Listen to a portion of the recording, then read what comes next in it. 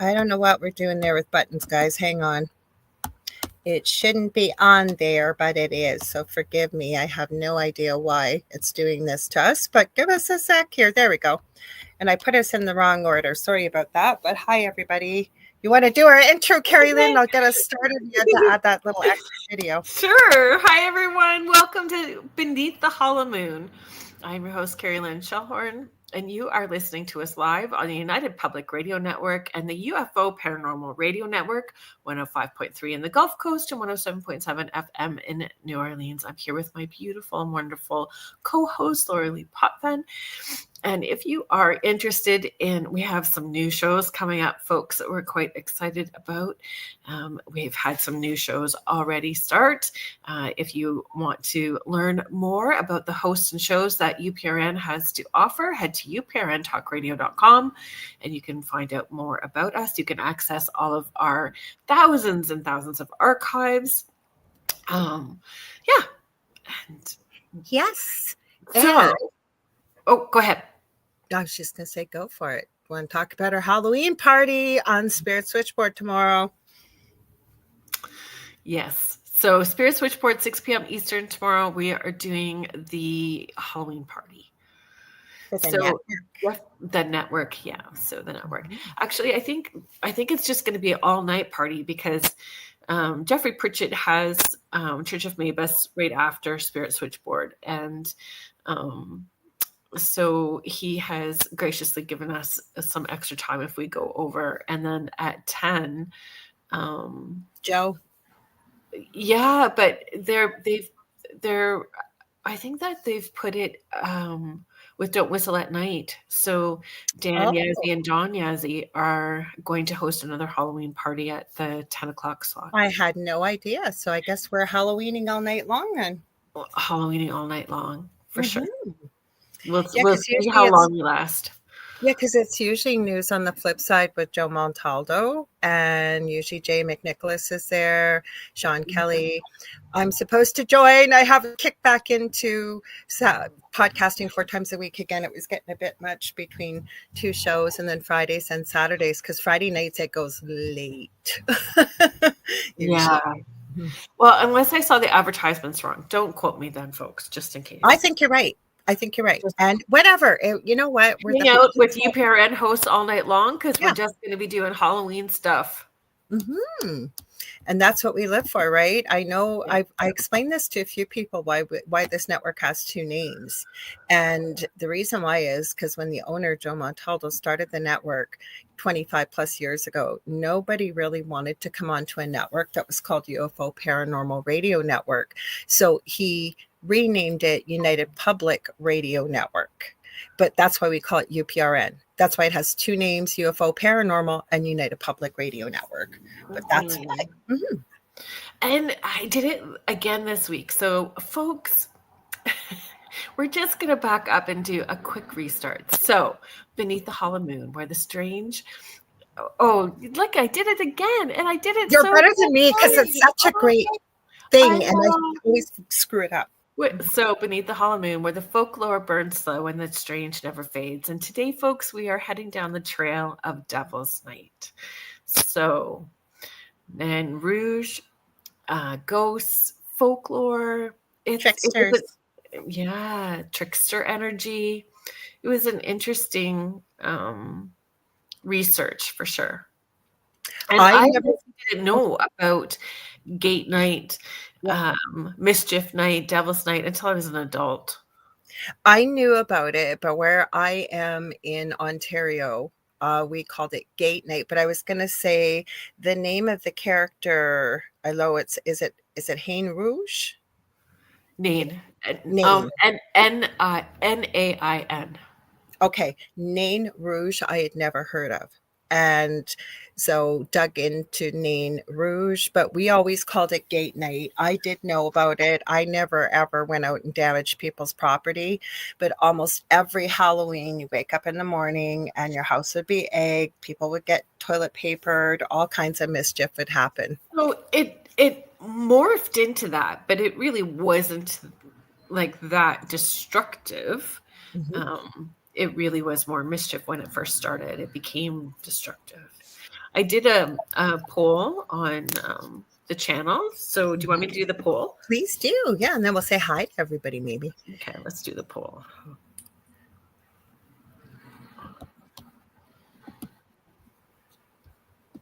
We have Halloween every week here anyways. I know.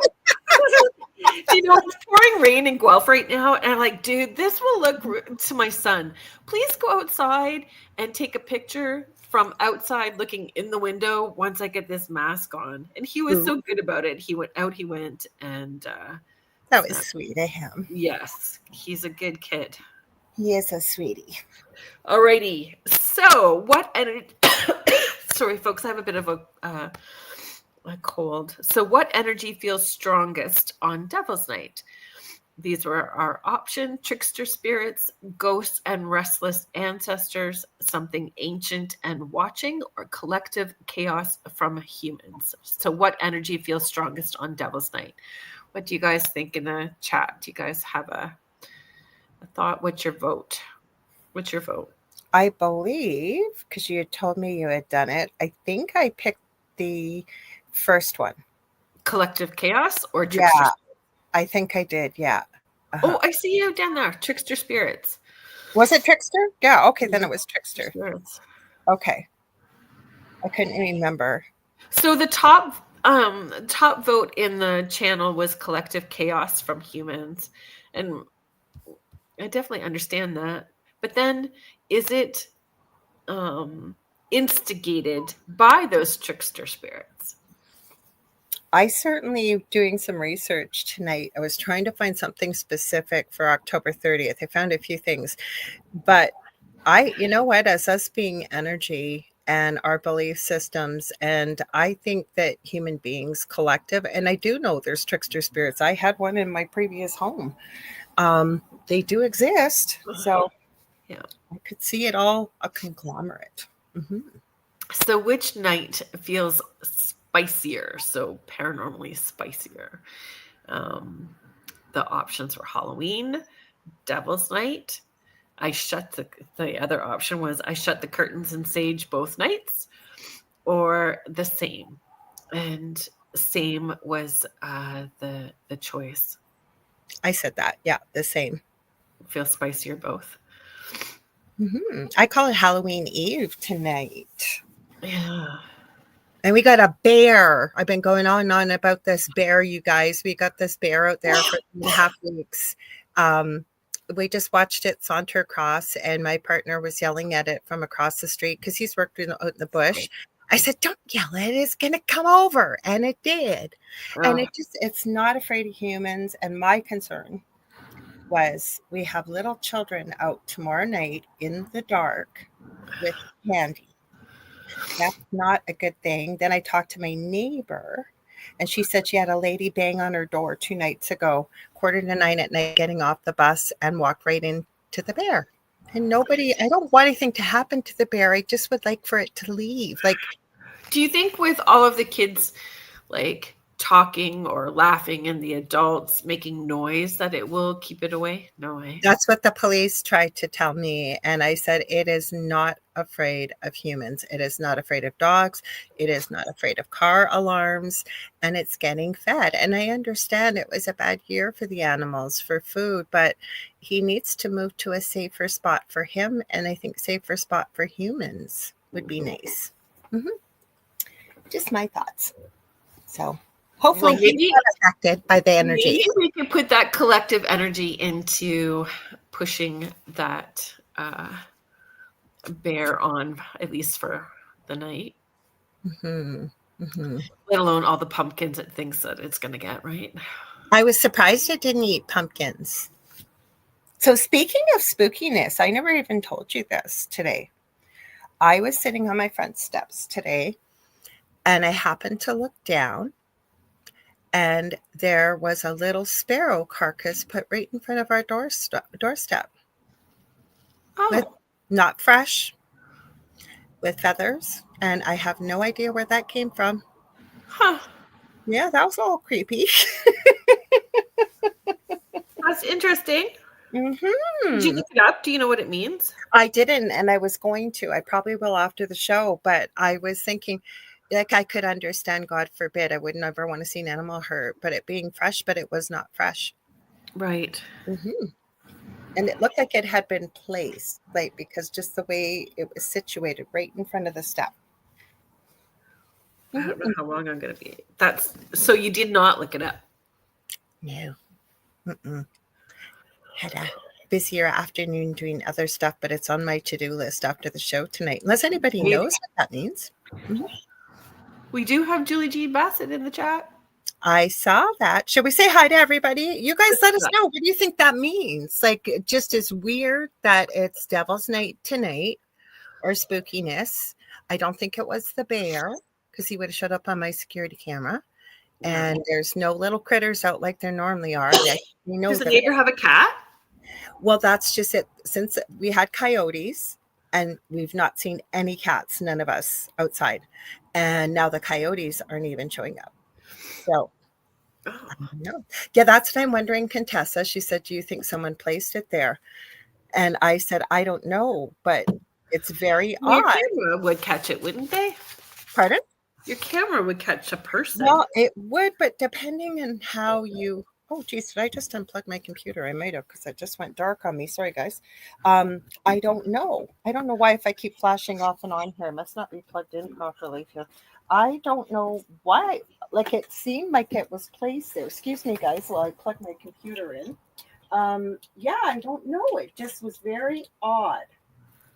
Excuse me while I do this. So, I'm not really sure why or how it got there, but guys, I'm going to have to turn right around here. I apologize, but nothing is cooperating. And for some reason, now my computer, see, we got trickster spirits tonight, I think. We're talking about them. Now my computer plugged in. No. Computer, there we go. There we go, guys. I went black again for the last time, but I knew it must not be plugged in because it kept going dark. But I don't know. It was odd. Very, very odd. Maybe it's just timing and me thinking these things, right? With the energy and what have you. But it seemed, I meant to mention that to you. And I thought it was very odd. For sure it is. Mm-hmm. So, shall we say hi to everyone? Okay, let me highlight here. Thanks for your patience, guys. So, Vet Girl 84 saying hi, all. We have all the days on Instagram too, so welcome. Have a great show. Thank you so much. Hi, Jean Bassett. Hi, Lorilei, Kerrilynn, and everyone. We'll give her a quick shout out. She has a beginner communication, animal communication course coming up. I believe you put November, if I'm not mistaken, Julie. So check her out on juliejeanbassett.com.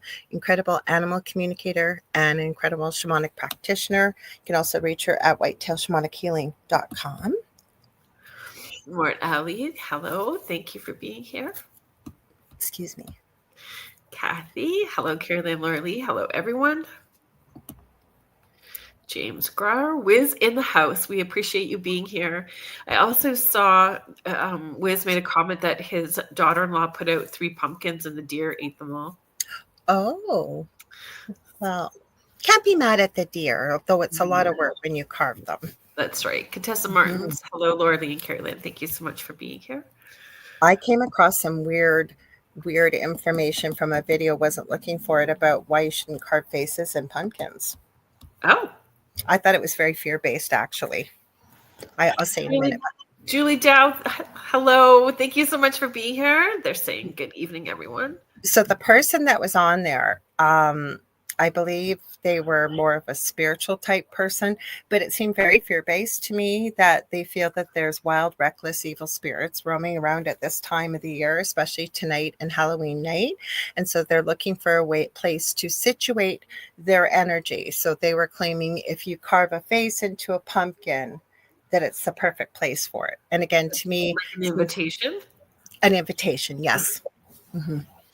So I'd never heard that or seen that before. I can say for myself, feeling into it, again, felt very fear-based, but it was certainly an interesting thought, if you will.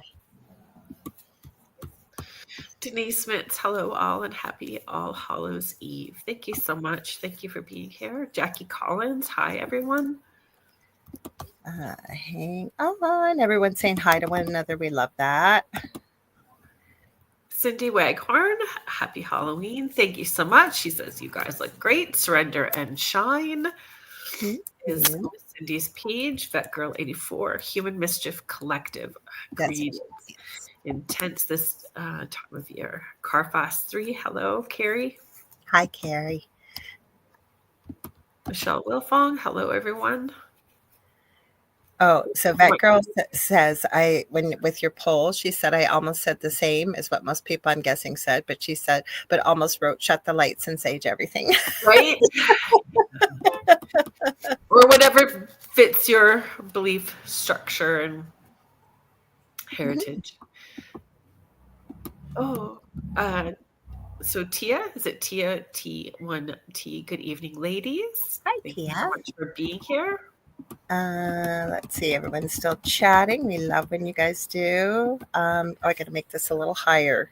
You got to be right in between these blue arrows, or it just will not let you highlight it. Hi, Heidi. Cool.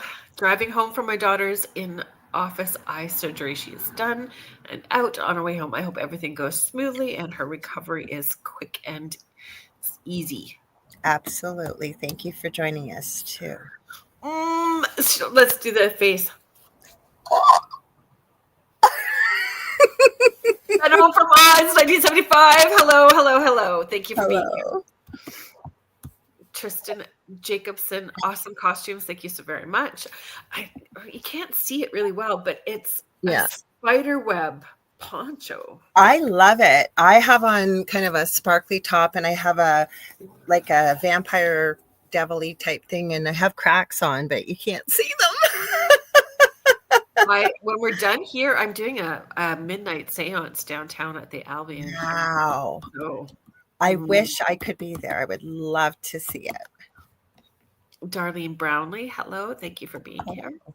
Oh, now I got to move it down. I'm telling you, it does not want to cooperate with me. As soon as I move it one way or the other, I don't know if you have this problem. That's why it was December. Darn it, I was way off. I'll have to highlight that. Hi, Denny. Jenny, hello. Thank you so much for being here.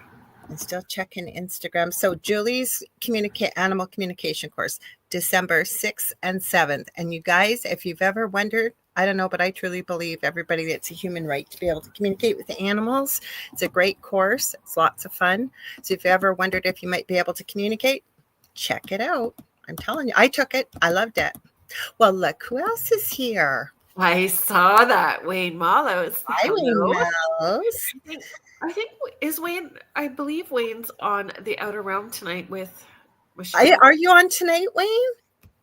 I think so. It's Thursday. Yeah, Thursday. He's usually on Thursdays. Yeah, with Michelle Taroche right after. Early Halloween. Yes. So let's see. Oh, and Contessa says midnight seance sounds like so much fun. I'm going to bring my scrying mirror, the one that I have hanging up, so that you guys can kind of see it over my shoulder right there. So I'm going to bring it down with me and see what happens as part of the seance. So Wayne is on after us with Michelle Taroche in the second night of the Outer Realm. Another hour and a half away from here. So got to tune in. Did you ever find out why? Wasn't it Friday when that something came off the wall on your show? So I don't really understand how that happened, because it was actually this. A friend made it for me. It's beautiful. So one of the feathers fell off. Look, it's this little painting with these glow-in-the-dark little pieces and these feathers along the bottom. Beautiful. But the thing on the back, like to hang it, I had it hooked around like a very big thumbtack sort of thing. And I don't know, like the tape is still there, the hook is still there. Aw, thank you. This is a painting that Kerrilynn painted and channeled messages for my son Justin. And I'm sitting on the beautiful quilt. I have it all behind me. I set it all up. So thank you. And Yeah. Wayne says, me wee vampire self. But we're talking about Wise one. yes. We've done vampires once before, but we haven't done this. And the thing is, you said yourself that you and Contessa said so beautiful. Um, you had never heard of this, you said, No. until you were an adult? Yeah. Really? Yeah. You must have had good kids in high school then, because the kids in my high Well, school, holy cow, man, they could not like, wait for tonight. I lived in the middle of nowhere. Maybe that's why. So we got driven like from farmhouse to farmhouse for Halloween. Oh, So we okay. didn't walk around anywhere. Mhm. It wasn't like we were in a community where we could do any of that kind of stuff. So Mhm. yeah, I didn't really know anything about it. It was pretty sheltered. Yeah. Oh, Wayne says he used to be quite the frightening vampire. Ooh. Might have to hear more about that one day. I have a hard time putting Wayne and frightening together. Yes, because he's so funny. Were you a funny, frightening vampire? Yeah, I have a hard time putting that together too. I just remember, like at the Catholic high school, I was forced to go to Catholic school my whole life. And I finally begged and pleaded enough. I was allowed to go to our high school up the street. And that's when I heard about Gate Night. And like kids were like planning for weeks with this, like toilet paper, eggs, like soap, everything you could think of. It was awesome. No, I didn't until adult. How about you guys in the chat? Did you participate in it? When did you know about it? What did you call it? Because it's got a lot. It's got Devil's Night. It's got Gate Night. Is it Turnip Night? You had said. So Cabbage Night. So Cabbage Night. Yeah, Mat Night. That one was kind of connected to Quebec, actually. So Really? Yeah, and it was like stealing doormats. I know. That's cool. So it really was connected. What they called it seemed to be connected rurally, or where certain areas and what they were doing. And it started with settler culture too, right? So in Britain, 1790s, in that time period, it was like connected to May Day first, so like the 1st of May.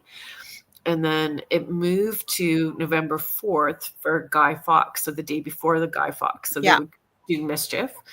So Guy Fawkes Day was November 5th. And then when the Britons immigrated here, there were no celebrations really for Guy Fawkes Day. So they just attached it to the day before another holiday.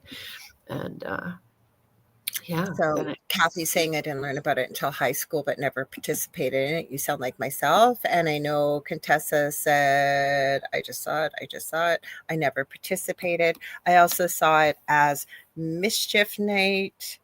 Guy Fawkes. Yeah, we don't really celebrate Guy Fawkes here, same as we don't celebrate. It's in April 20th. I'm trying to remember. It's over in the UK. It's a big thing. I'm trying to remember. Maybe Tia, if Tia is still here, she would know. Stevens, if you say it, I'll know it, because we used to have a couple on the network from the UK, and they got married around that time of year. And she's actually they're lovely people, Gary and his wife, and she dresses like she's Marilyn Monroe impersonator, and she's just absolutely stunning. The Allens, and they basically, if you will, intuitively knew when they met, like they were going to get married, and they were going to get married around this. I want to say it's Stephen something day, or I forget what the name of it is.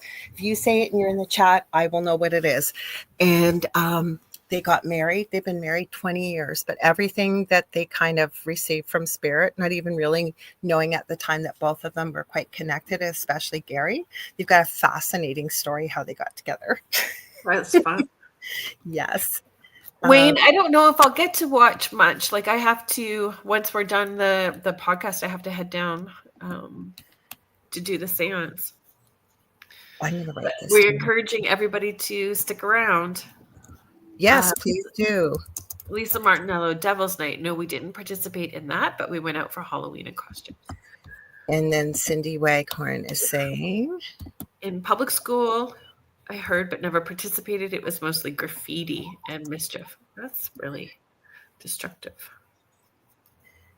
it's driving me crazy. I'm trying to figure out what this holiday is now. It's going to drive me nuts.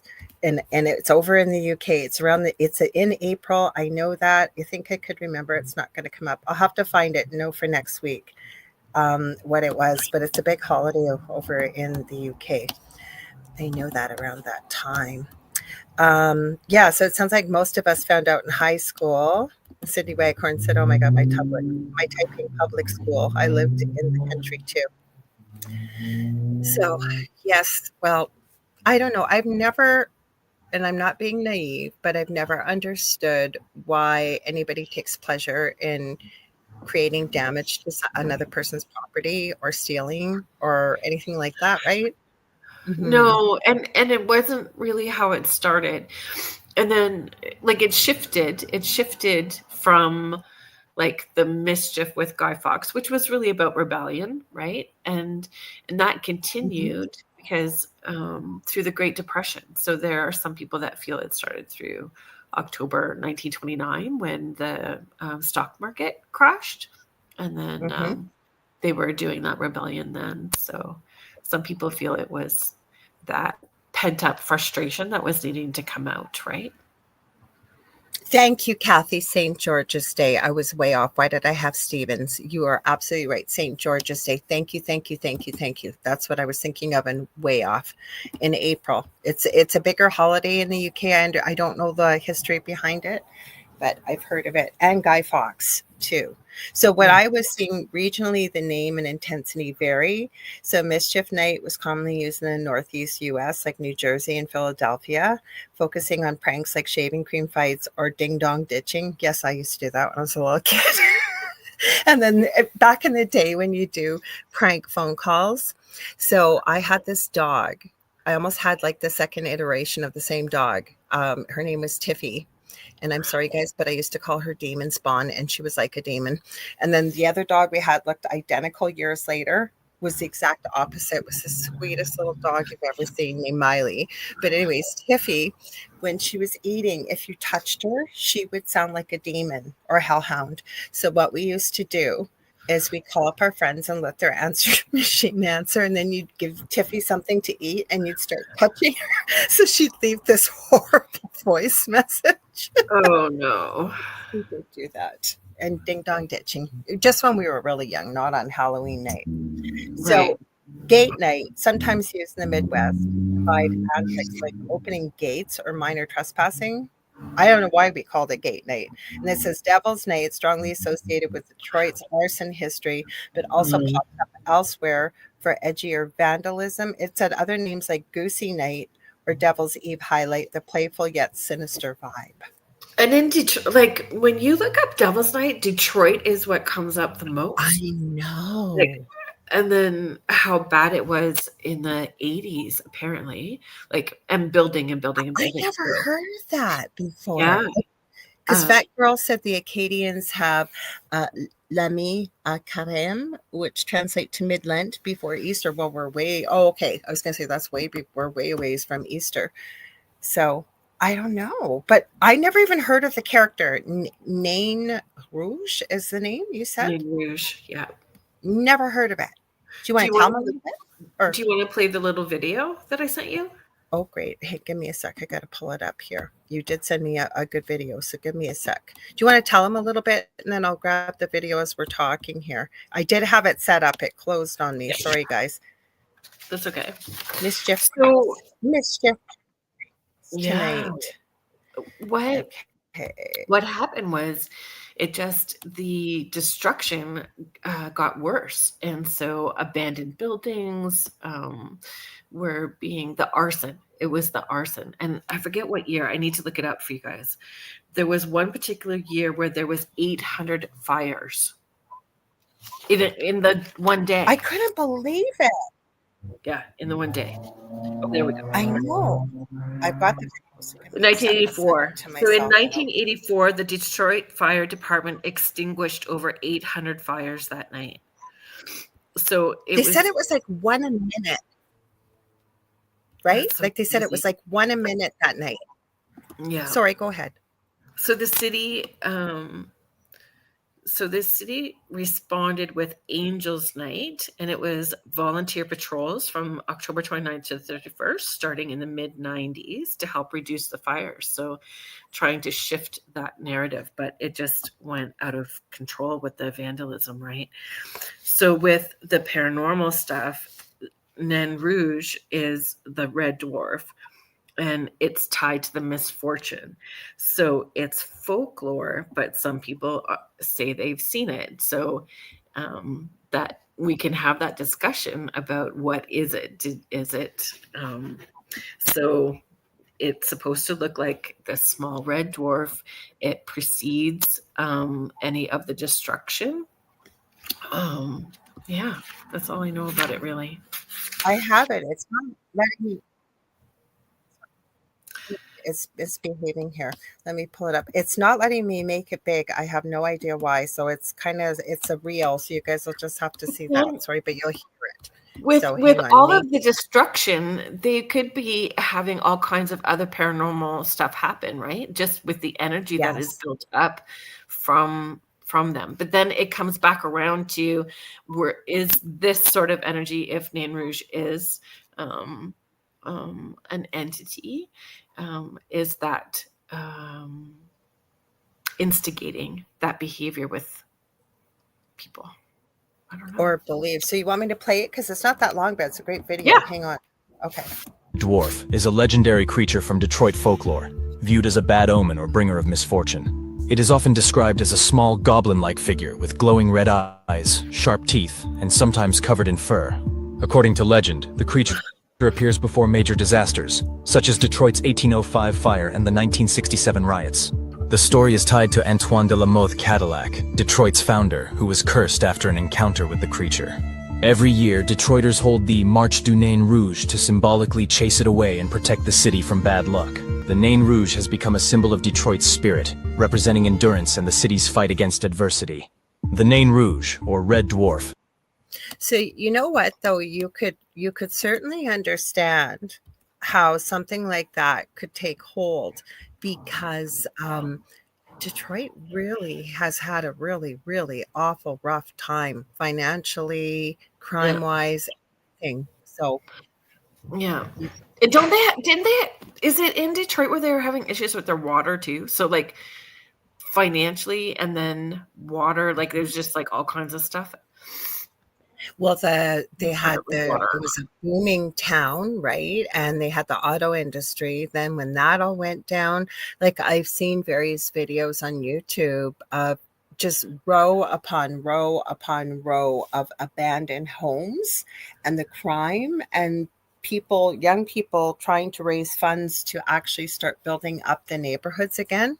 Like Right. it's like the whole city almost seemed like it's been overtaken by bad luck, if you will. Right. Mm-hmm. And then that frustration, right? That frustration having to come out. But then does that sort of goblin, does it feed off of, or does it instigate, or does it get created, right? Like, so when you think about poltergeist activity, so a lot of times that poltergeist activity is that pent up energy of someone who is extra sensitive and it's got nowhere to go. So it comes out and then feeds off of, like, it's its own, we create that entity, right? And then it feeds off of the fear and anger and frustration. So if that entity is there, it's got a lot to feed off of. I would say it would have an absolute banquet in Detroit. And I would definitely, because like I said, I'm shocked I'd never heard of this character till you had looked it up and shared it. And then I went, wow, that makes a lot of sense. But it sounds like it went pretty far back into history. It with does. this. What's an egregore? Isn't it when it's a collective that believes in something versus a tulpa? A tulpa. Yeah. Mm-hmm. So it's almost like I think it would fall within the egregore category, but that thing's creepy looking. There was one picture on that video and that was a great video. So thank you for finding it. That it almost reminded me of, my brain is not working tonight. Bad guy from Christmas. What's his name? Krampus. I had to think of my friend that made the video of all the Krampuses together that I've shown before. He's over in Austria, and he told me that Krampus is not a bad thing. We think he is over here in North America, but he told me we say it wrong. It's Krampus, he says. I thought it looked like Hellboy. Yeah, kind of. Yeah. So Lisa Martinello is sharing, where I live, we border Detroit, Michigan. Bless you. Ambassador Bridge, and soon the Gordie Howe Bridge and the Windsor-Detroit Tunnel. I do recall that horrific Devil's Night. Wow. They said that was like, what that night was like, a fire a minute was going off. Like, I don't even know how you couldn't get caught lighting that many. Right? Frightening. Like 800 fires? My God. We're lucky they didn't burn the whole city down. Right. Yes. And then it sounds like they turned it into a positive, though, calling it Angels Night. But it's this time of year, right? Like, everybody believes the veil thins at this time of year. And we've been talking, not even so much on air, and I'm kind of concur with you. It almost feels as of late there almost is no veil. Yeah. Mm-hmm. Yeah. I think more people are having accountability, more people are consciously aware, more people are actively working on their shite, on their shadow work, all their kind of stuff. So I think that it has shifted that for people. I still think there's more like we could all do more work, but I think that Halloween, for me, my frustration has always been that people think that Halloween is the peak of it.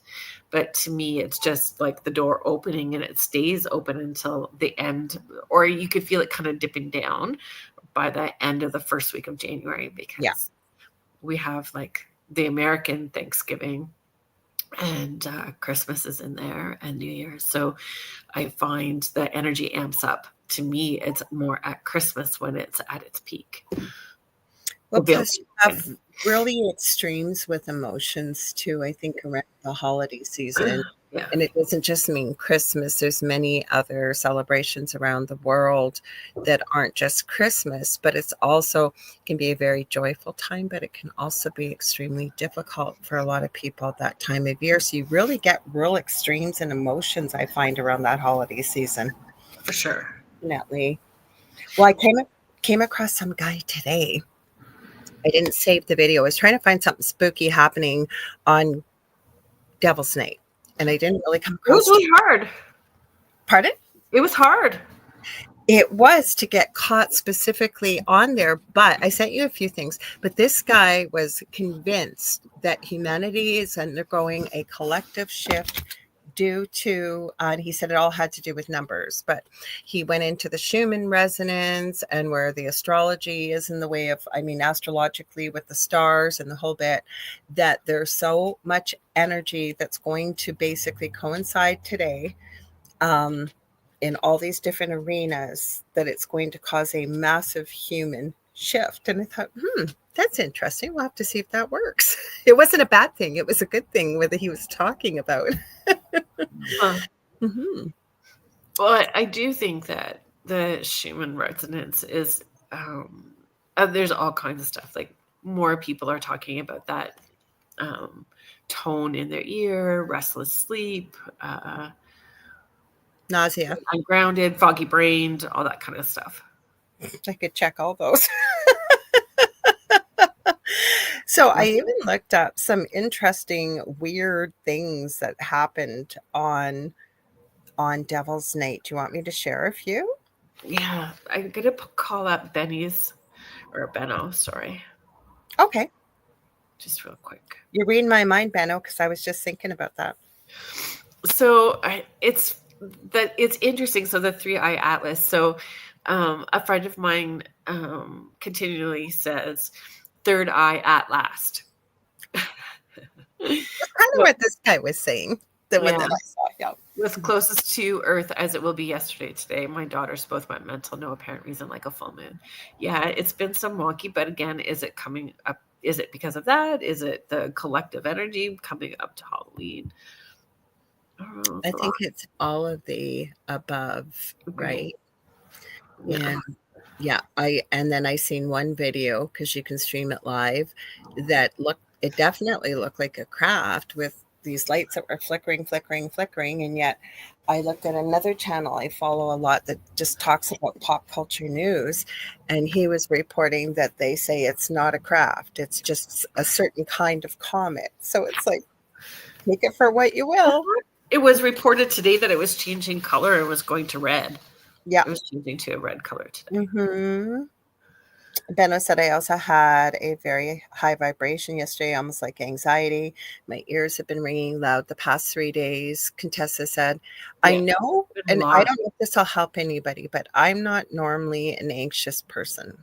Maybe super hyper, doing 20 things at once kind of thing. But when I feel something that I normally don't feel, the first thing, and I know you're going to agree, and probably do it in some ways similar, is I ask myself, is this mine, right? Or this is not of me. And all I do usually is just say, return to sender with love, because I figured probably they need some love. And if they don't, somebody higher self will receive it.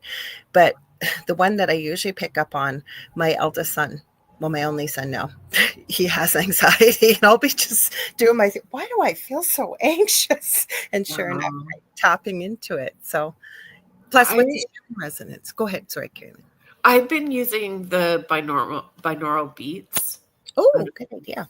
Yeah, a lot. And you know, we have our own ways. Everybody's got their own ways of grounding and staying grounded. But I have found my anxiety has not. I feel all of this time is really pushing us to be on top of using our tools, and what tools we have access to, what is in our background and connected to our ancestors. I think that we're just being pushed to really be proactive with our tools. And I love that, because Benno, you said I feel there was some quote unquote force, and I don't know what, and I don't know how. Well, you might have picked up on that, but again, right? And I know it, you know, sometimes that can feel a little bit foreign if we don't feel that, but I try to remind, and I don't know if this might help someone, I try to remind myself that right now, where am I? Work on some grounding, as well as that I'm safe, I'm looked after, I'm, you know what I mean? Like I'm in a good spot, and yeah. Mm-hmm. I don't know if I can keep this on the whole time. Oh, take it off, girl. I was going to wear mine, and I can't see it in the dark. If I put it on, see, like I really would have looked bad. So I didn't put it on. I just wore my, look bad. I wore my devil's horns. I would have like, look. I brought friendly neighborhood ghosty. You can't even see him. He's got a candle, and then I showed you. We brought I love my 3D printer, so we printed him. You can't see him though. It's too dark in here, but they're joining us tonight. Oh, I dropped it on the floor. Oh no. Digging in. What's that? It was digging in and digging in and digging in, digging in. You got good makeup on. I seen you without the mask. It looks good. So Kirby's 100 is here. Welcome. Glad to see you. And Benno, you said I grounded myself amongst the chaos, which helped me deal with the aftermath of everybody else. And sometimes you have to be that literal, if you will, lightning rod in a good way. If everybody else is going crazy around you, you're grounded. Believe it or not, people tend to pick up on that when you can ground your energy. And that's just speaking as a nurse working in critical care. When things were going crazy, I used to just get calmer and calmer, and people would say, how are you so calm? And I say, I don't know. And I say, I don't feel that way, but it really does help if there's chaos around you a lot of times. So. Oh my God, somebody ripped Kerrilynn's face off. I hope she's okay. I did it to myself. Yes. Are you frightened? Because this is the result. I love it. Oh, Patsy Foister's here. Says happy Halloween Eve, Lorilei and Kerrilynn. Right back at ya. Right back at ya. Yeah. Mm-hmm. Thank you for being here. So do you want me to do our station ID, and then we have some interesting facts and stuff? I did find a few videos. Not many, though. It was hard. I thought for sure with all the talk about Devil's Night, Gate Night, whatever night, Mischief Night, surely somebody would have been caught on camera. Now, it's too long. It would be too long to play this, but I sent it to you. I didn't know if you'd have time to listen to it or not. It was one heck of a creepy tale on Gate Night, Mischief Night, Devil's Night. I don't think it's real, but it certainly was scary. So, like, when you look it up, you can find lots of people do events like what I'm doing tonight with Guelph Urbex, right? I would have loved to have gone. I think that it feels like people shifting it, and then, you know, not so much the mischief, but seeing what you can connect with on a paranormal level as well too. Yeah, well, Halloween's changed though too, right? Like before, I can remember my brother was 15 months younger than me, and my cousin 16 months younger. We all lived 2 doors apart, so we always had a gang. Our best costume, and we spent months on it. We all dressed up like Kiss. I wish I had the picture because we actually really look like them. We had 3 of us. Anyways, you know, bring your pillowcase with you and go into every house in every neighborhood. Your bag was full, right? And now, right, a lot of people don't do trick-or-treating. So yeah, I think that, like, the safety, and then 2020 everything shifted, right? I think that I don't know, it's shifted here too. Like when we first moved into this house, I think we had 12 kids the first year. Oh wow. Yeah, and then last year we had 80. We were told we moved in just before the big event in 2020, and we were told before that there was always 200 to 250 kids. So every year I'd buy lots of candy. We'd be lucky if we had 20. And last year we had it was Halloween on a Thursday night, and the previous show I used to do, we did the Halloween party, and my partner and my son was alive then. They were managing Halloween, and I felt horrible because I thought last year, I'm not buying a ton of candy. We don't need it. We'll just buy enough. And I think we had over 100 kids. Like Dell was like in the cupboard digging, trying to grab bags of popcorn, microwave popcorn, anything to give the kids because we ran out. So fun. Carrie, that's a very kind thing that you're saying. Oh, did you highlight it? And I highlighted it. Go ahead. I'll let you click it. Yeah. You're both beautiful. Don't need masks and makeup. You're queens of light. Flaunt it and wear crowns. Thank you so much. If you saw my morning porch posts that I do on social media, there is, like, most times I'm in my pajamas and house coat with. I love it. Yeah. So I haven't posted the picture when we got together yet, and I will. know. I saw it again, and I need to, because my partner Dell got to meet you this year. Finally, we came to my house, and I know Kerrilynn doesn't eat it very often, neither do I, but we had McDonald's hash browns together and coffee. Those hash browns are good. And no makeup. I had no makeup on. And getting better. So do you want, I'll do our halftime, as I call it, and then if you guys are okay, I know it's kind of crooked, but we're going to play it again because I'm going to push this because we have a big party coming on tomorrow night. So I'll play that, and then I will do our halftime. Oh. Okay. Stop. Nothing is playing nice tonight, guys. Please forgive me. All right, we got that going. Speaking of ringing in the ears, now all of a sudden I have ringing in my ears. Okay, hang on. We'll play that, and then I'll do our halftime. If it came up, did it? No. This is so weird with StreamYard, you guys. Sometimes I'll set it all up, and then it's right there, and then other times it just waits in the bottom to be invited. I guess whether it's really in a hurry or not, I don't know. Carry both Instagram and Facebook. Okay, hang on.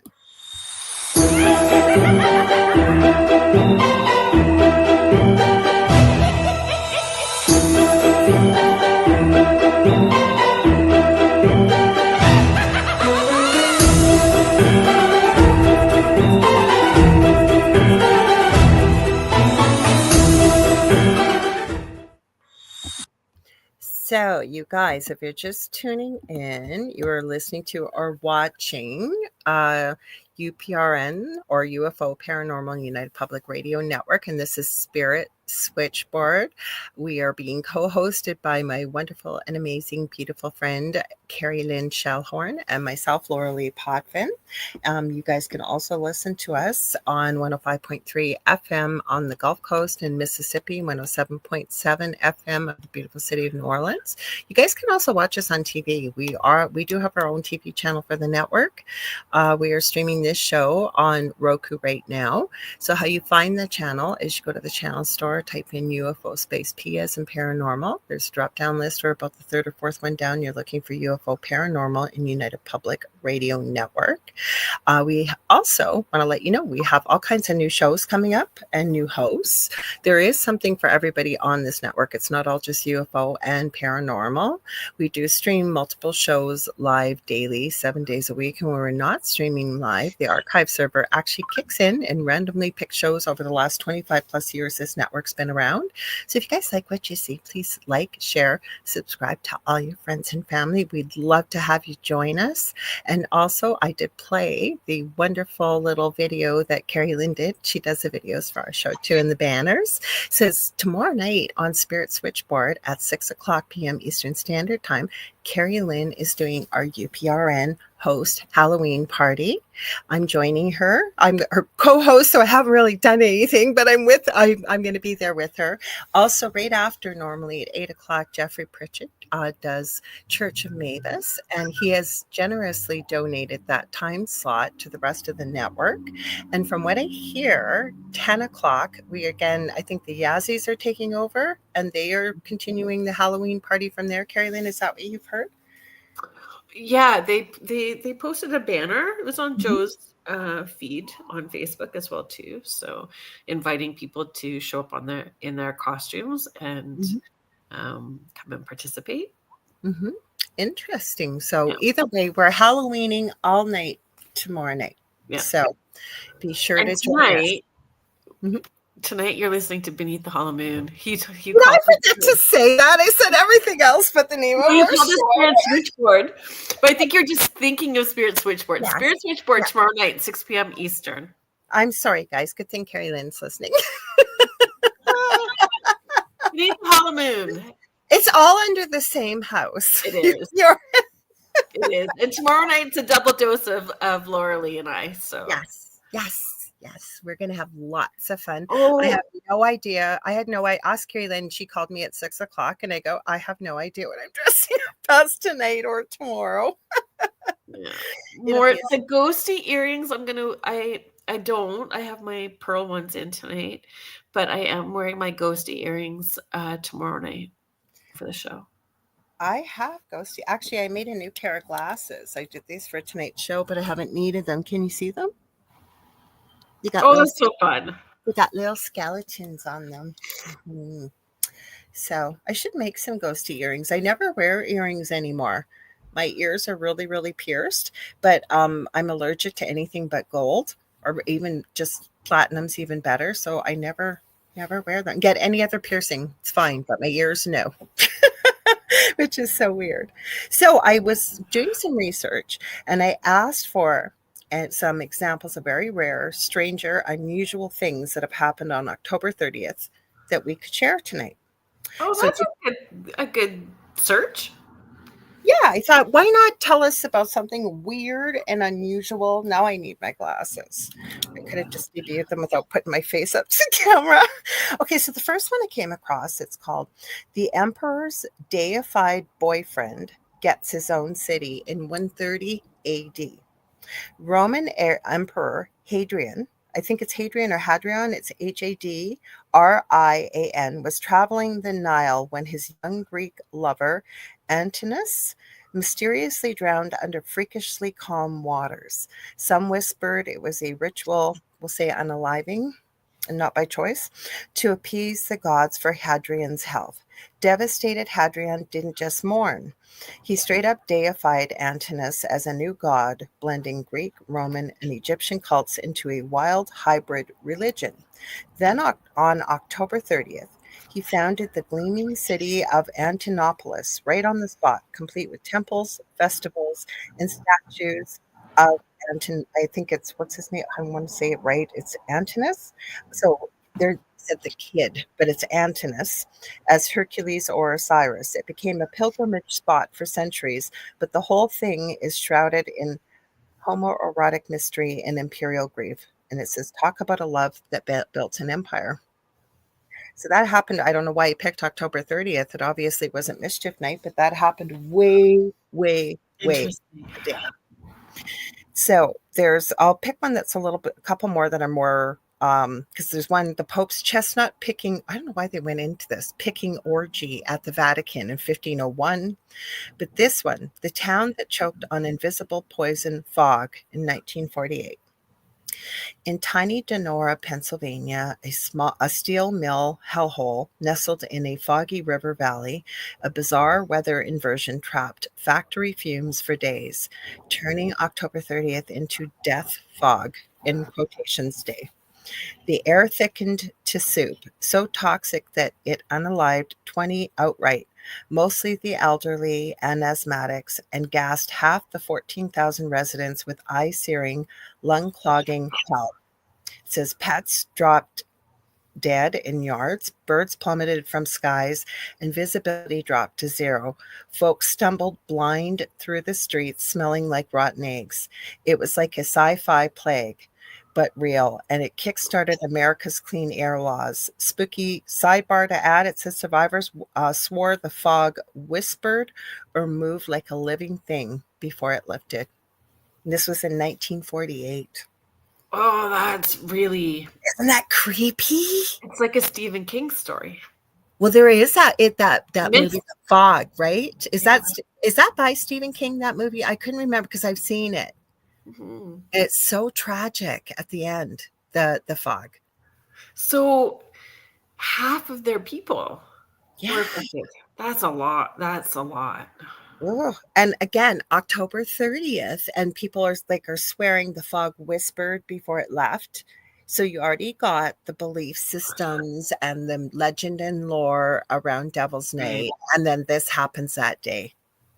So my squirrel brain, like when we're talking about October 30th and all those things happening, have you seen the TV show with the Elm Street murders?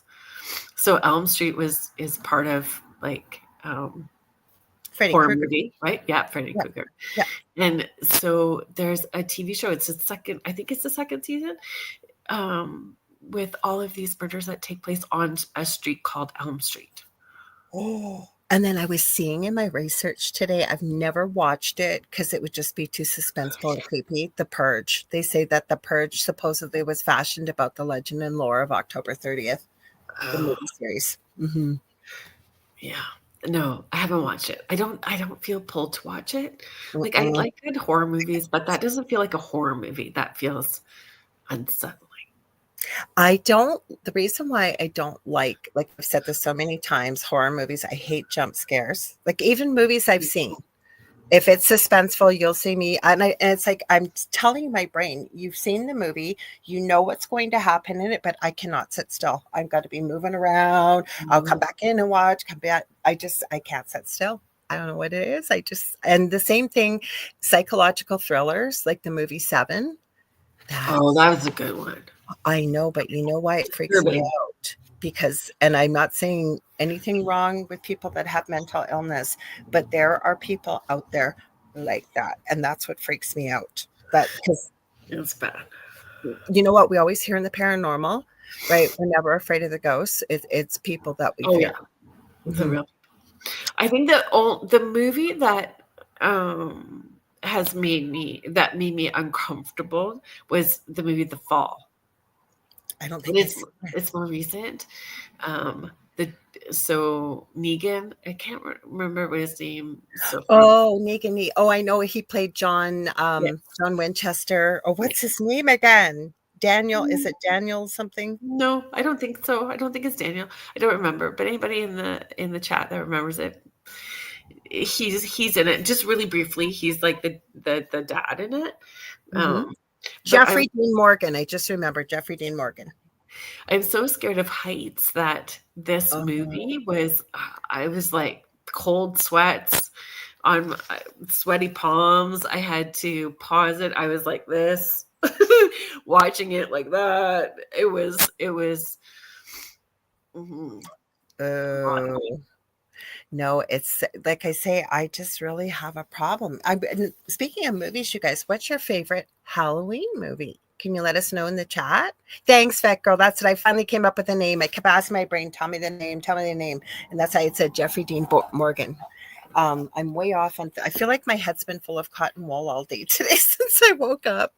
But what's your favorite Halloween movie? How about you? What's your favorite?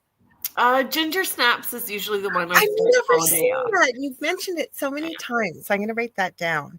Yeah, Ginger Snaps is the one I usually start with. Kick the Is it season really off. scary? I remember you It's told me. It's not scary. It's kind of like a coming of age, for a young female. Okay, gingers. I'm writing this down so I'll remember. Ginger Snaps. Okay. Kathy says she loves Spider Baby. I don't think I've never heard of that. No, you have to tell us more about it, Kathy. I don't think I've ever heard of that. And I've been asked this before. Oh, okay, Vet Girl. I was going to say that. Hocus Pocus. I like the first one, not the second one. And I know it's not really a Halloween movie, but I love practical magic. Oh, yeah. Mm-hmm. Vet Girl's that's the good one. So I did a Dying with the Dead event last night, and we did it as it was a Halloween one. Please dress up, and 3 ladies came dressed up as the Hocus Pocus, the 3 witches. Sisters Sanderson. Their costumes were phenomenal. Like the one brought a vacuum, the other one brought a mop, the one had a broom. Like it was just their costumes were phenomenal. So I think I have one picture. I may have posted it last night of them. I should have gotten a full one, but it was just, their costumes were amazing. Stop reading my mind. Oh my God. Now I'm going to have to go look. So Julie, because to see a really good costume, because there's this girl that's Canadian on YouTube, and she takes old Carmex lip balm containers and she makes the most incredible structures out of them, including she does it with lighters that don't look like lighters either. But she did one with the Carmex container recently with the Sanderson sisters, and she didn't get Winnie's teeth. Like I could she did a beautiful job, but Winnie just has that little tiny mouth with those big teeth. So this girl last night, she did. They were spot on. It was their costumes were phenomenal. Oh, I want to see them. I love seeing a good Halloween costume. You know what other movies I really love? Because my boys love the Disney Channel, and in Canada we had YTV and Treehouse, all kid stuff. My kids, so every Halloween they watch Twitches and Twitches 2. I've already watched it. It's still a good movie. I'm sorry, but what's that? I don't know it. Okay, so it's got Tia and Tamara Mowry. And they play twins that were separated at birth for their own safety. They come from this magical land, and they are super powerful together. One's the moon and one's the light. And the darkness, it's the evil thing in the movie, is coming for them. It wants to end the twins. And it took father away. So they had protectors, and the protectors brought them to Earth. And one got adopted by a very well-off African-American family as an only child. The other twin went to a single mom that didn't have much money. And the poor twin, her mom passed away, and she's really having a hard time. And the girls run into each other on the street, goes through the whole adventure, and then they carried on into part 2. It's quite good. And then Halloween Town, there's a whole series with it. It's goofy, it's funny, but it's not really scary. A lot of people are saying Charlie Brown. Oh, I haven't watched that. That's a kid for sure. Yeah. So Kathy says that Spider Baby is a black and white 1967 movie with Lon Chaney. That's probably why we haven't heard of it, maybe. I watch Nosferatu every year too. Is that like the black and white one, Yeah. Nosferatu? Is it got Bela Lugosi? Is that who Yeah. that is? Yeah. Oh, wow. Contessa says, I haven't watched The Craft in forever. I might watch that. She said The Craft and Practical Magic and many more. Actually, today, I didn't get a chance. I didn't watch the whole thriller video, but I watched the Backstreet Boys because they did that Halloween video with everybody. Oh, I don't know that. You've never seen the Backstreet Boys? You have to watch the video. It's Everybody, the song Everybody. If you watch it, they did they're on a tour bus and their driver, the bus breaks down and it's pouring rain and it's awful. And they end up at this castle and they can't call anybody. Nobody's coming. So they decide they're going to bunk out there for the night. And they think they've all dreamed it, but they actually turn into monsters. And they have this big dance thing with it. It's quite good. Wow. Yeah, you have to check it out. Oh, yes, Nightmare Before Christmas.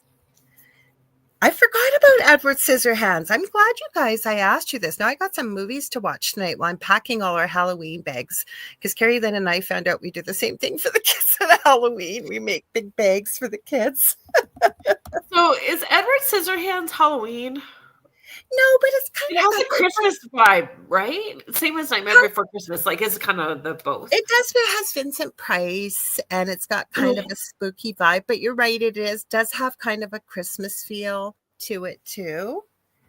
Oh, I forgot about the House of Frankenstein. Oh my God. I'm not even going to mention that, Carrie, because my partner Doll will go crazy. Like he's still talking about the House of Frankenstein back in the day. Did you ever see it? It's a Canadian.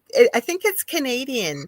I think it's Billy Vance from way back in the day. And it's kind of this kitschy kind of comedy type of series that they do. It's really funny, actually.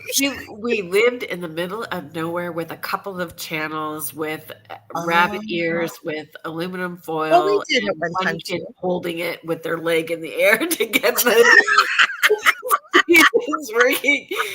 So I might have to try to find them. And you know, I did not have cable when my kids were growing up. We really didn't have, I didn't even have a microwave until I think 5 years ago. Oh, really? It's just, yeah. Healthier. So my boys. Little House on the Prairie. I loved Little House on the Prairie. I used to beg my mom to let me stay up to watch it at night. I love that. But my boys, especially with having my youngest that had such severe autism, we need to kind of keep things kind of quiet and calm. And mom had a back injury. So I never the only thing I let my kids watch unattended, and I learned very, very early, was when I was still married, we'd have dinner. And then we were married. So my husband at the time and I would clean up and put the dishes away. And the boys would be in the living room and they'd be watching this cartoon, laughing their butts off. They had to be about 5 and 3, like just killing themselves laughing. Well, one night we ordered takeout. So we were watching this cartoon series with them. Well, guess what I had been letting my kids watch unattended? Because it was on YTV, which is TV Children. And it was before 9 o'clock. So it's supposed to be geared to family friendly. They were watching Family Guy. Oh, dear. So I learned never, ever. I watched everything after that. That's crazy. Yeah. Tessa, I only got the microwave because my mom would come to visit and she gave me a hard time. So I got the microwave so that my mom would have an easier time when she comes to visit. Oh, really? The only reason why we got it. Yeah.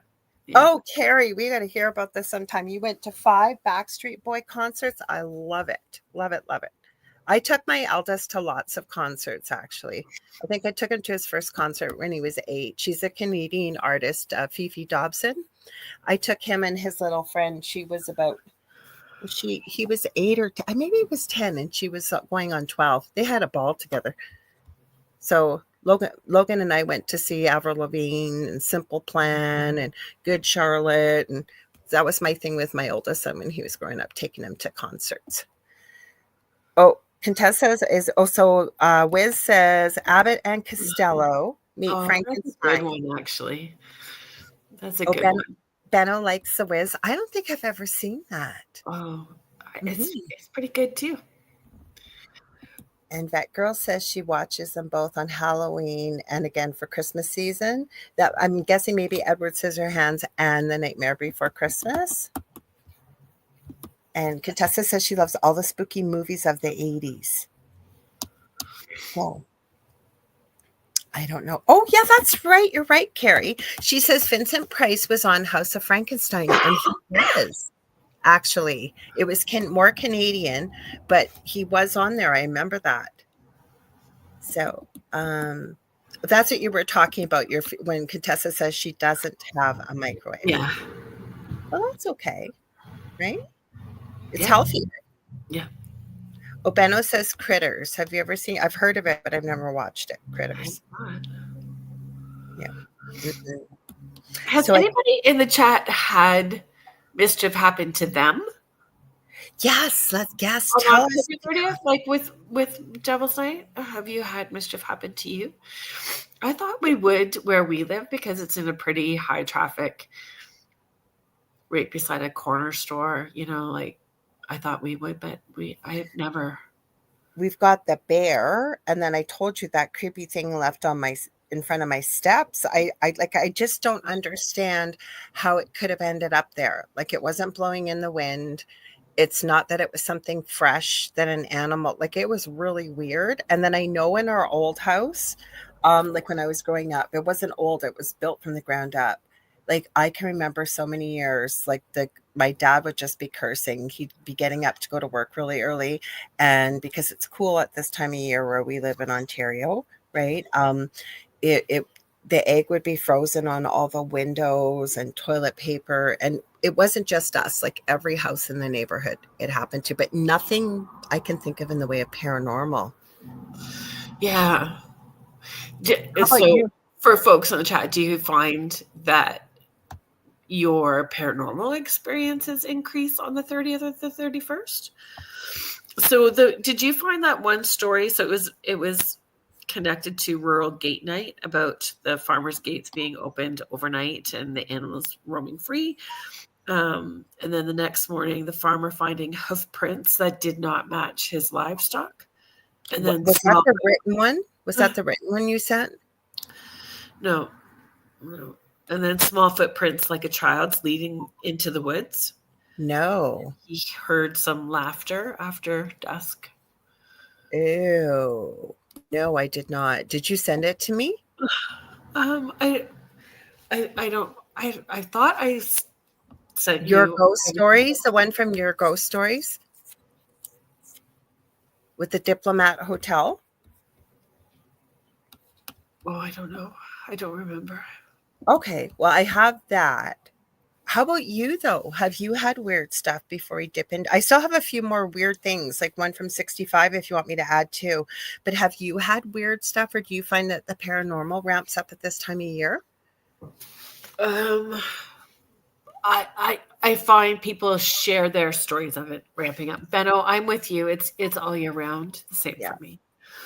Mm-hmm. And I mean, it's my job, right? So I'm kind of in the middle of that all the time. So, but I find more people that I talk with or connect with at events have more experiences at this point. But then, is it because they're expecting it too, right? Mm-hmm. Contessa says, not for me. Halloween has always been fun for me. Pumpkin carving, roasting the seeds, and dressing up. And Wayne says, if Halloween has returned. We bow to you. I will say, honestly, yeah, I have to agree with you all year round because there's weird or strange. It finds people like ourselves. It just does. Yeah. I think, though, like the last 2 years, I have been so busy that I haven't even decorated outside. I didn't even decorate outside yet, which I haven't either. I feel so guilty because, you know, the house had such a horrible reputation prior to us moving into it. So working really hard to shift that for the community around me. And I do something different every year, so people look forward to it. And last year I dropped I didn't drop the ball. It was pretty fun last year what I did last year, but I did it. You have a UFO with the cow? Was that last year? Yeah. So Yeah, folks, last year I had this blow up.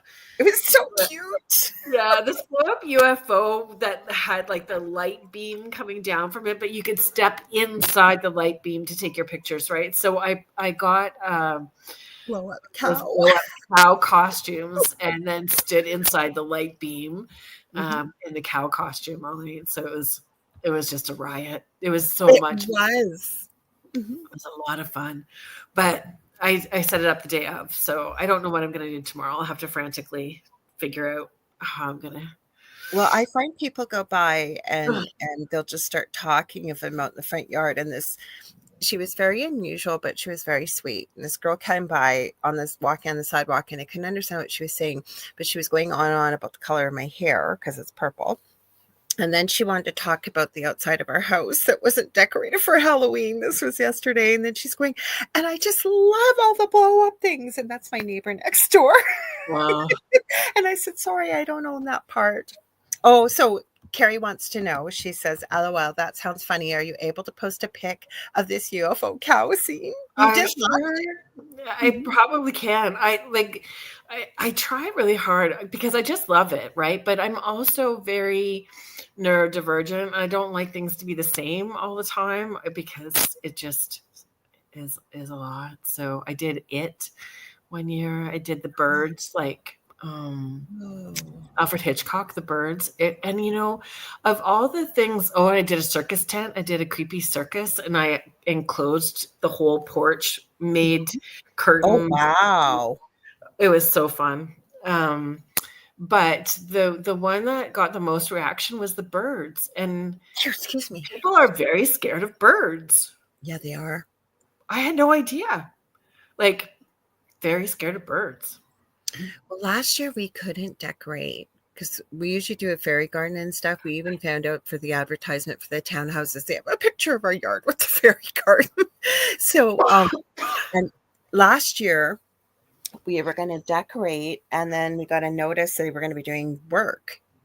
And it was right at Halloween, and they didn't even end up working on our spot. This year we have no excuse. And I know my partner Del bought me the twins from The Shining. Oh, yeah, so yeah. I'm going to stick them in there. I have light. I haven't done any of that. So that's tomorrow. And after the show tonight, I'll be filling up the Halloween baggies. I have this giant bag. So do you have a theme this year? Because I know you said this is the first year you're not going to be able to give out candy. So. I know I'm excited about doing hosting a network party tomorrow for Spirit Switchboard, but I really feel conflicted because I love watching the little kids come up for Halloween. Like, I love their costumes and how excited they get, and normally I dress up and I'm out. It'll be fun for, like, my youngest son is 20 and he's like, can you help me get a Wolfman costume together? And I went, sure. And so I said, are you going out? And he's like, no, I'm handing out candy. And I went, oh my gosh. He's like picking up the reins, and he's going to dress up as, and he's a big boy. He's not a little boy. So yes, we have big boys. Both my boys are big boys. And Jesse used to just fret about Halloween. I don't have to give out Halloween candy, right, Mom? I don't have to give out Halloween candy. But every year he was so sweet. He'd be out there and handing it out. And he's not here, obviously, this year. So I'm going to have to hand it out till Dell gets home. And Dell doesn't get home till about 5:45. So, and kids start coming to our house at like 4:00. So, yes. So it's going to be a busy day tomorrow. So, you know what I thought? Yeah, I will try to find the photos, and I'll put them up for you. But I'll put them on social media. I don't know how to do it there. I don't even know if you can do it in the chat, but I'll put them up. Okay. On social media. So do you want to hear about the bomb that shook the planet on October 30th, 1961? There was a bomb? The bomb that shook the planet, 1961. So I got to find my glasses in the dark here. Glasses, where did you, are they on my head? I feel like a dingbat checking my head for glasses. Well, we'll just make do because they're somewhere in the dark here. I'll find them after, I'm sure. Okay. So on October 30th, the Soviets detonated, in quotations, Tsar Bomba, B-O-M-B-A, over remote Novaya Zemlya An observed 50 megaton H-bomb, 2,500 times Hiroshima's yield, that mushroomed 40 miles high, broke windows 560 miles away. Can you imagine? 560 miles away and your windows just start breaking. You'd be going, what the heck? And it says, and circled the earth 3 times in shockwaves. Designed as a propaganda flex, it was so stupidly huge that the plane dropping it had to be stripped down to outrun the blast. Pilots reported that the sky turned milk white for miles, and seismic stations worldwide mistook it for an earthquake. Rare in its overkill, the humanity's closest brush with accidental Armageddon, dropped right before trick-or-treat season. So that's a little odd, and I wasn't born at that time, but I never heard of that before. Because the reputation that we have for this day, and I don't want to hear something awful, but I was not able to catch anything, nor were you, it sounds like, weird or paranormal or really awful things besides Detroit. Yeah, Right? That's crazy. Wayne is saying use a lacrosse stick and make the kids run for their treats. I've made the kids, the older kids tell me a story, tell me a joke, sing me a song. I make them do something, but they play along really well, and I banter back with them, and then they get a lot of stuff. So we used to hate this house. There was one house when the kids were little that gave out full size. I know in the US you guys call it candy bars. We call them chocolate bars. So everybody went there. But when I was a kid, there was this one house and they gave out toothbrushes, or they made you sing, like to give you candy. And it got around the neighborhood. Like everybody just walked this wide berth around that house and just kept going. You're fun. You're fun. So I could see why kids would play along. Yeah, because I started off first, and then they would do it back, right? But these people weren't fun, and to get a little tiny candy, like they'd hand out one candy, and they'd be making you sing for 5 or 10 minutes. Like the first time it happened, we were all looking at each other, going, "Is this lady for real?" And after that, nope, not going to that house. They make you sing, and they give out toothbrushes. I think it's different when we have kids that are neurodivergent. We understand that we need to do things differently because one of my kids is celiac. So people would give Justin a hard time. He didn't want to go for long. He'd just go for just around the crescent in our old house. And people would say, he's too big to go out for Halloween. Well, you know what? I don't have to tell his whole story here. Could you just you know what? Just go along with it. Like he's not causing any trouble. And not just cognizantly or being aware that we don't really know where kids are with their sensitivities that are coming up. So, having like a fidget, I always give a fidget toy or Play-Doh and gluten-free things and the chocolate stuff and peanut, like all in one, so that just in case, because you don't know, right? I'm 3D printing right now. I know, it's so great. Well, you've seen them. I showed you. I'm 3D printing ghosty keychains right now to tuck in their bags. So, but that's just it. And you know what? Somebody posted in our neighborhood group chat on Facebook. It's not a group chat. It's a Facebook group. And there's like a huge group. And that's a great thing. So hang on one sec, Wayne. They said, when big kids come to trick or treat, please indulge them. They're not out. They're out trying to have fun instead of getting into mischief. For sure. And it's a great reminder for us, right? To decorate and have fun and to play. Wayne is sharing, my house was so decorated, it looked like an abandoned home. We had over 400 people lined up. Wow. That's wild. One of my clients plans this all year. They're on the other side of the city and they run it all Halloween week. And if I was over on that side, but this week is a crazy week. It always is for us. That do this kind of stuff. And so there was a video, and it's so scary, but it looks like a haunted house. Like, and they have a new theme every year, and they do it all themselves. I just marvel at the work they do. So Wayne, I would love to have seen your house. You had 400 people lined up. That's incredible. Incredible. Mm-hmm. Like hours. Like people would be there for hours. Well, I would think so. At Christmas, I used to take the boys around to go look at all the big, because some people, like one house had a train, they had all kinds of stuff, right? And then there was a house, I think they're too old now, but it was about 10 minutes from my house. They would ask for clean, new, or barely used stuffed animals. And then the gentleman of the house, the whole house would be decorated outside. And every night, the month of December, he would be out there. And if you came to visit Santa, you would get a little stuffy and a candy cane. And I thought, what a sweet thing to do. Mm-hmm. Oh. Wayne says people do. Oh, go ahead. Sorry. Go ahead. I was just going to say, Wayne added every year was different. We'd start in late August. That is just mind blowing. What were you going to say, Kerrilynn? Sorry. Oh, just that those kind of places, I don't know, do they do this in Thunder Bay? I know they do in Guelph. There's a fellow who makes a list and a map of all the different places that decorate like Wayne did, where they have 400, so you can plan your route to go see all the decorations and see everything they put it in the paper. Because they have a contest almost, so everybody knows where everybody's place is. Mm-hmm. Mm-hmm. We might as well go enjoy it. Like Wayne said, they'd start in late August. Like, you're committed.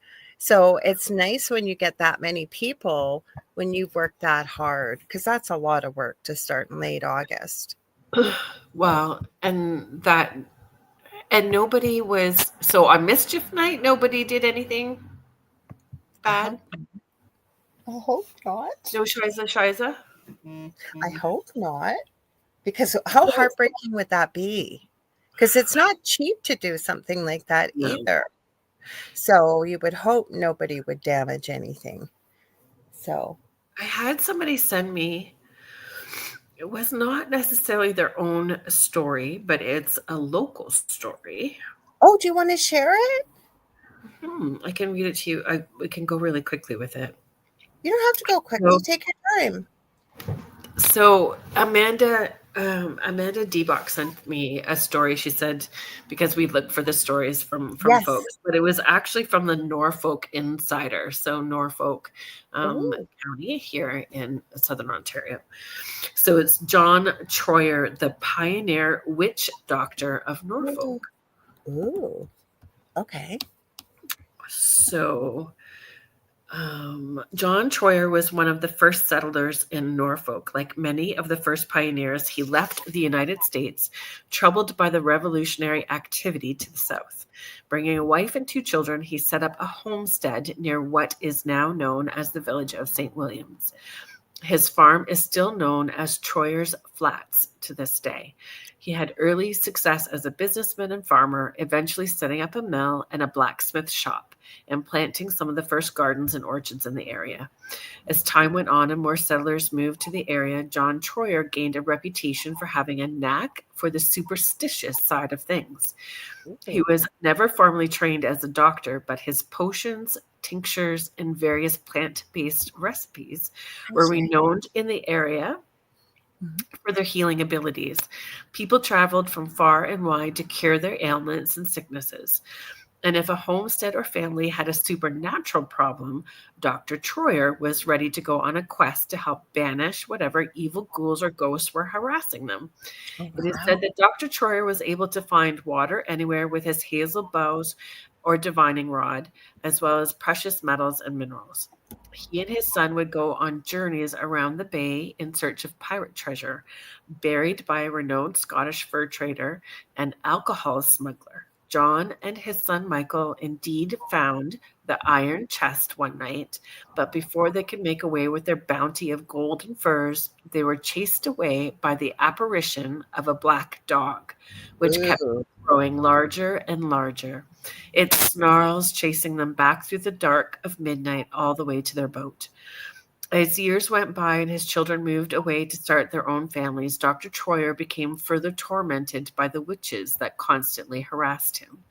His solution was nailing iron horseshoes over every entrance to his home and fashioning himself as a witch trap.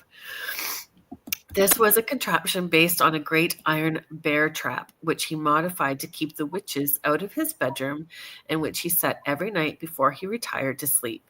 He also slept with his 5-foot-long musket hung on the wall beside his bed. As troubling as the witches were, sometimes his neighbors would take delight in giving the old doctor a spook. One in particular, Jenny Elizabeth McMichael, a widow raising 10 children in a house just down from the witch doctor's homestead, took great delight in sneaking up to John's windows and cackling in delight at great disturbance she had caused him. When the doctor would leave for hunts, she would hide in her bushes and wait until he was close, pretending to enchant him and cast spells and misfortune on his hunt. Dr. Troyer's biggest accomplishment was fixing a haunting of a settlement called Baldoon near the present-day Wallaceburg. The settlers there were being harassed by apparitions, demons, and ghouls.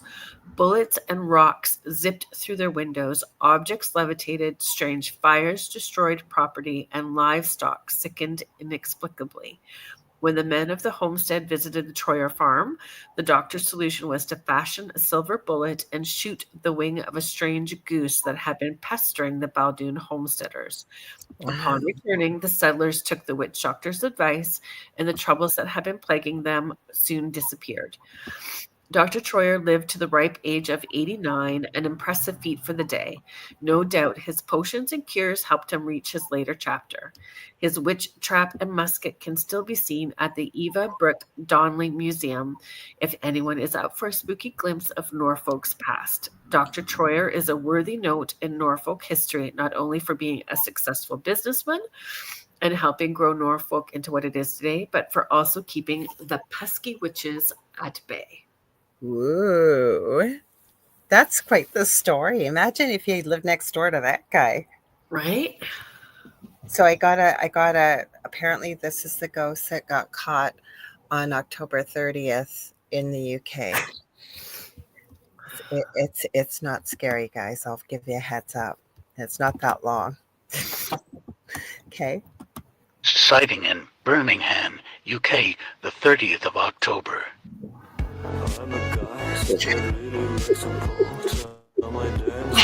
This is the scariest ghost I could find for Halloween. That's the scariest ghost apparently they had for Halloween that I could find. And I spent quite a few hours looking. Mm-hmm. That was it. Carrie and I are going to dress up as sheet ghosts on Saturday night when I'm at Smith's. Are you? Yeah, but I've got some white pumpkins that we're going to hollow out and put on as well too. So we did a sheet ghost photo shoot a couple of years ago.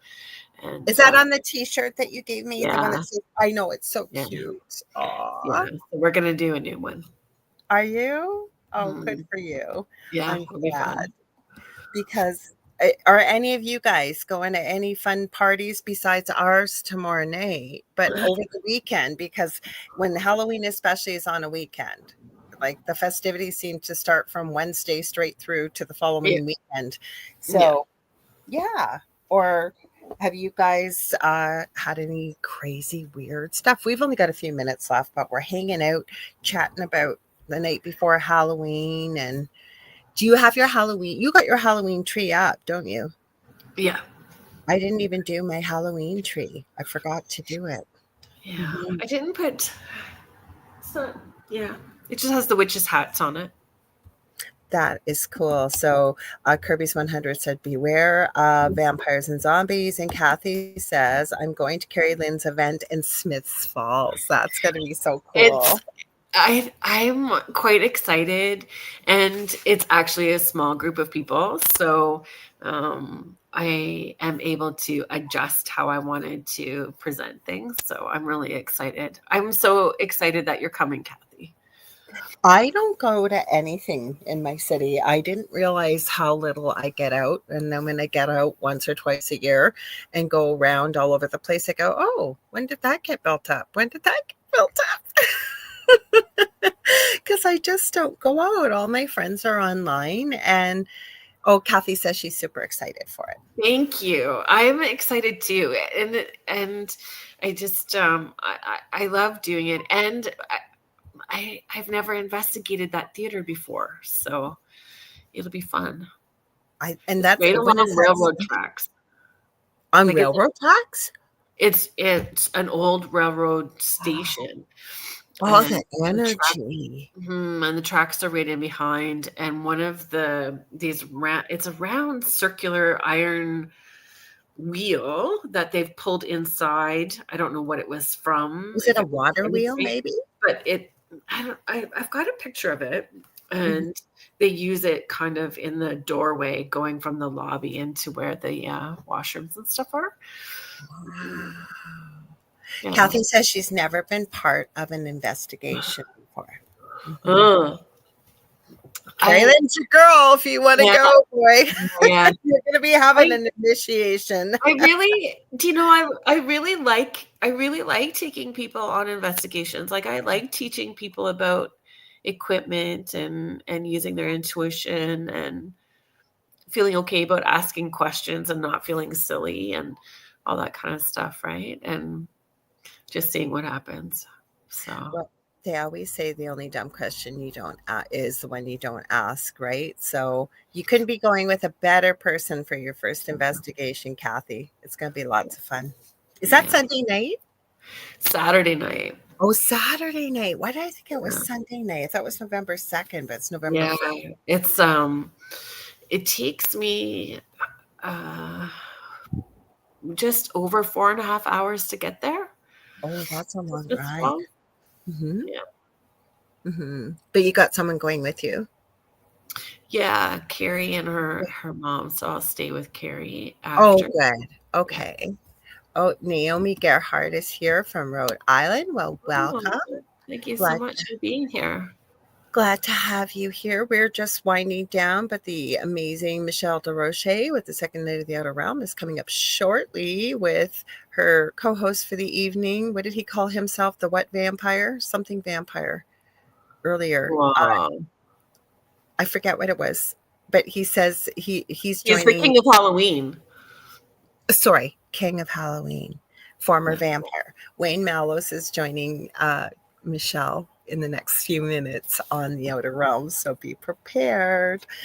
Kathy says it's close to 3 hours for me, so we are staying overnight, making a weekend of it. That's fabulous. So, Kat Ward, if you follow along with other UPRN hosts she is the host of Paranormal Heart. She is also going to be there. So you'll have the opportunity to meet her in person too. She's also doing the investigation. And you may have seen Victoria on Spirit Switchboard. So she is Astrolight Paranormal. Her and her husband and daughter will also be there. And they're the only people that have ever investigated the theater before. So they are also participating. So they'll be able I'm so envious of you in a good way, though, but it's going to be fun because I'm having Victoria on the Angel Rock. I believe it's in February. Oh, perfect. And Naomi, thank you for the compliments about the devil and the costumes. We were talking about it being Devil's Night, Mischief Night, Nain Rouge, we didn't really get into the tricksters too much yet, but holy cow, we could just do a show on tricksters, that's for sure. Well, but I didn't.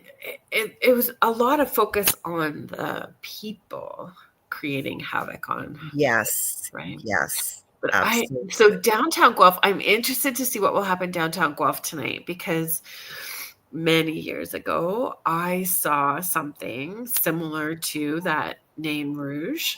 Oh, did you? Yeah, I saw this. I saw two of these goblin-y kind of creatures that were about 2 feet tall. One was super chubby. Oh, wow. And they were like, everybody was drinking. It was a Saturday night. There was music. Everybody was kind of like bar hopping all over the place downtown. And they were on top of one of the older buildings. And I saw. And then when we went into that building, the painting, it was weird. It was like right out of Harry Potter. Like the painting was moving. Pardon? The pictures were moving and the painting was moving. Wow. Yeah. I know. I've never been downtown for Devil's Night before in Guelph, and I've been here 26 years. So. Oh, wow. I know Dell has some stories. One night he went to a Halloween party, and I believe it was the night before Halloween. And it was at a place that it was a hotel, but had a bar, bigger bar kind of thing people would go to. And there was a Halloween party, and he said everybody was drinking, whatever. This was when wasn't hanging out with him back then. But there was a guy dressed all in black, and he said he just had the worst energy, and he was standing at the bathroom door and saying, "I need you to sign before you can enter the bathroom." And then people would say, "Well, why?" And he said, "Because I want to take your soul." And he said people thought it was a big joke and signed. And Dell told him where to go and how to get there. And I'm going to use the bathroom. He goes, and he was probably in his 20s back then. But he said, I've often thought about that. Like, I wonder what happened. Like he said, he'd never seen the guy. And Thunder Bay is not that big. If you've lived here your whole life, somebody knows somebody that knows somebody. It's not even 6 degrees of separation. He said he'd never seen this guy before, didn't know where he came from, but he said he had the worst energy and aura around him. And he usually tells me that story around this time of year, but I often think of that. How creepy. And then what you saw? Oh my gosh, that's crazy. Yeah, it was super crazy. And it didn't really go. The investigation probably is not going to go live on social media. And to be honest, like, I just am so in the moment. I'm really bad about taking pictures or video and any of that kind of stuff. With the investigations, I kind of group people up, and after we've done our little spiel, and then I rotate them every so many minutes, 20 minutes or so. I rotate them throughout the building depending on how big the building is, and I bounce and run to each one in every space to make sure that they feel supported and are having a good time. And you always have it very well organized so that everybody has a good time. And I know that about you. You run your feet off. Mm-hmm. Yeah. Mm-hmm. So how about we get ready to sign off? But before we do, shall I play our Halloween video that you made up one more time to remind people about our night again? Well, just let me get it set up. Oh, it is set up. I did have the button ready, and then I went and closed it in my silliness here, my cotton wool brain tonight. So we'll play this, and then we'll do our usual sign off, because Kerrilynn did such a great job of the videos and the banners and everything. So this is the time to play it. Remind you guys. So I hope I got the audio is not on. Sorry guys. Give me a minute here. Come on, audio. I'm sorry, you guys, that my technology is playing up tonight, but we're going to play it right from the beginning.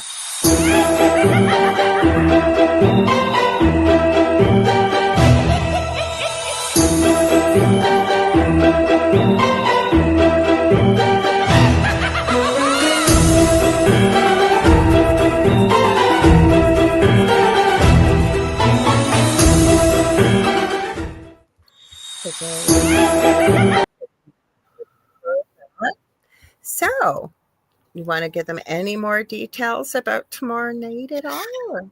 So I have some things planned. So some questions, like lightning round questions. I have a trick, truth, or possibly game that we can play. We're just gonna have fun. It's going to be lots of fun. Yeah. Lots and lots of fun. And we're going to see who shows up, right? The invitation went out to a number of hosts. And so Paranormal panel, we'll ask some questions and see where we go. It's going to be lots of fun. So come hang out. We usually when we do parties over the years, I've done them and you got to take the turn because Halloween fell during your show time. And I'm so glad. I know it's going to be lots and lots of fun, you guys. We will see you again, almost like part 2, Halloween part 2. So stay tuned, you guys, for the second night of the Outer Realm with the amazing Michelle DeRoche, who is also our station manager. And we thank her for everything that she does for us. And her partner in crime this evening on Thursdays, as usual, is Wayne Mallows, the king of Halloween, as he's let us know. And we want to thank you for being here. On Monday night with the Angel Rock, 6 p.m. Eastern Standard Time, I do have a guest planned, but something tells me they may not show up. We'll see. But either way, I will be there. So, and who knows, maybe I'll just pull in a last minute person, or sometimes I just hang out with you guys. And I love doing that because I don't get to do it very often. Awesome. Yes. So is there anything else you want to say? Well, I think next week, I don't know what our show is because I didn't look it up. So that will be a surprise for everyone. And then next week, I think it will be a replay for Spirit Switchboard because my mom is going to be coming into town and it is her birthday next Saturday. A happy early birthday. We're going to have a big dinner. She's leaving Saturday morning, actually, and she lives 9 hours away or 8 hours away. So I think we're doing her birthday dinner on the Friday. So nice. Yeah. I know November 5th, I saved it, is a super moon too. So who knows? We know we're going to have a fun subject. Oh, is it the super moon next Thursday? November 5th. So I'm going to check. I think November 5th was before. Yeah, November 5th is a Wednesday. So who knows? Maybe we'll be doing a moon show even. We'll see. I think we should do a moon show. I think we should too. So that might be what we're going to do. Something fun and spooky. And as the spookiness continues, as you heard us both say, we don't think that the veil just thins on Halloween. It continues. So we'll keep going with it, right? Yeah. Yeah. So. Oh, sorry. Do you want me to do this? I was not getting the cues. Sorry. It's okay. Thank you to the United Public Radio Network and the UFO Paranormal Radio Network, 105.3 in the Gulf Coast and 107.7 FM in beautiful New Orleans. Thank you to everybody in the chat. Thank you to Joe Montaldo, our network owner, and Michelle DeRoche. Thank you, everybody. Have a great night. Have a good one. Stay tuned. More fun up ahead and way more fun even tomorrow.